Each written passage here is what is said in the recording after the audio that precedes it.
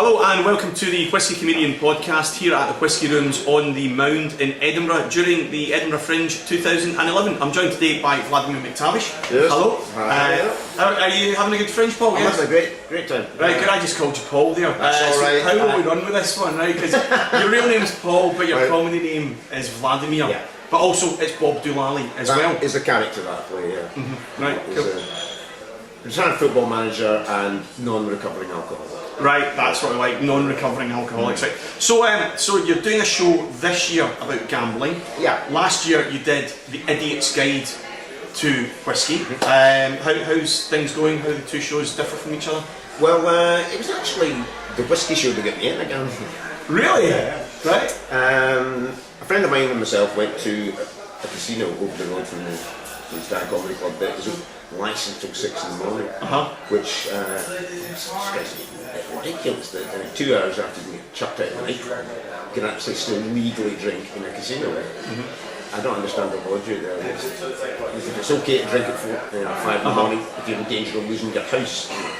Fair, yeah. So you last year when you were doing your show about whisky, alongside that you did a tour of, was it all the whisky distilleries in Scotland? You did Fred Macaulay and David Heyman, is that correct? David Heyman and Tom Morton from Tom Scotland. We covered every region. We didn't do all of them. I think we did about half of them. Okay. But we covered every region. So which distilleries did you like? Which were you not so keen on? Well, I like Springbank. I love the distillery. The actual place itself hasn't changed since the 19th century. Right. Incredible.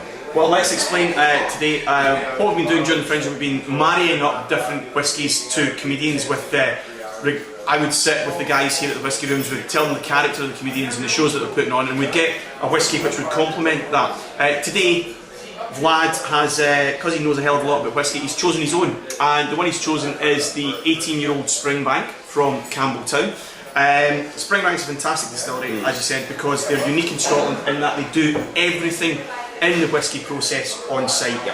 They cut the peat nearby, they malt the barley, they roast the barley, they do the whole distillation process, the aging process, and the bottling is all done there on site. All the barley is grown on the Mulligan Tire. Yeah, so it's a great place to go on a tour to see the entire whisky process from start to finish. And it's great. So you like your whisky? How did you get into whisky?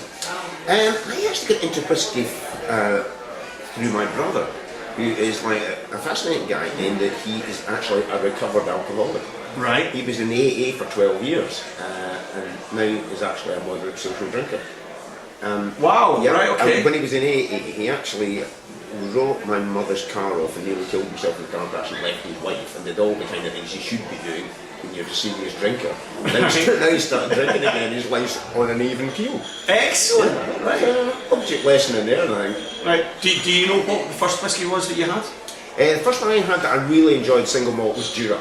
Ah, right. And Jura's a really nice entry level malt because it has a beautiful kind of sweet, almost toffee-like flavour to it. And from there I think you progress to the more peaty ones. I'm now a big fan of Ardbeg and Lagavulin and Lafroig. Right. Right. So the Southern Isla. Yeah. The big boys. Yeah. And in fact, another one like is Long Road, which again from these guys, but it's peated. Yes, it is, and they've got a great selection at the one distillery because they also have got the triple distilled Hazelburn, which is very light in flavour because, like the Irish whiskies, the triple distillation takes away more of the impurities, but sadly more of the flavours as well. But it's a beautiful, delicate whisky to have. So we've got the Springbank today. It's got that typical seaside flavour to it from the island, so you're going to get a bit of saltiness in it. It's got a nice creamy flavour to it. It's been aged for a small period of its time in sherry barrels. This 15-year-old, no, the 18-year-old, sorry, the 18-year-old. It's been aged in a wee bit of sherry barrel. 18-year-old is old enough to drink itself. Ah, so it is. I never thought of it. So what I want you to do is you've been having a wee taste of that. Have another taste of it, and I'd like you to tell me if that 18-year-old Springbank, if it was a Scottish footballer, which Scottish footballer would it be and why? Scott Brown. Right. Because it's got a bit of a kick to it. it's very difficult to think of Scottish football that is of the quality of this whisky, it has to be said. Right. Okay. Doesn't have to be a current Scottish football. It could be one from the past. Well, Jim Baxter, obviously. Right. Because it's alcoholic. Okay.